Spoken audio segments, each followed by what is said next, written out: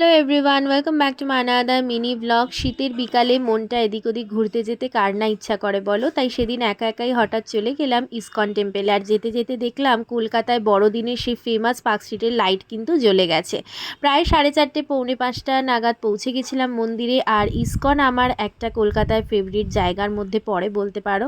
গিয়ে দেখলাম প্রভুকে এই অপূর্ব সাদা পোশাকে জাস্ট অনবদ্য লাগছিল।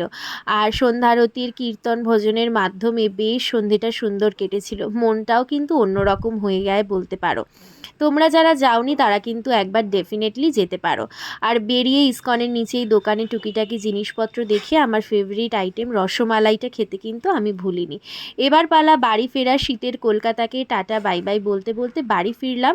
আর এটা ছিল এবছরে আমার ক্রিসমাসের ট্রি ডেকোরেশন। কেমন লাগলো কিন্তু অবশ্যই কমেন্ট করে জানিও। আর ভিডিওটা ভালো লাগলে চ্যানেলটা সাবস্ক্রাইব করে লাইক করতে কিন্তু ভুলো না। দেখা হচ্ছে নেক্সট ভিডিওতে।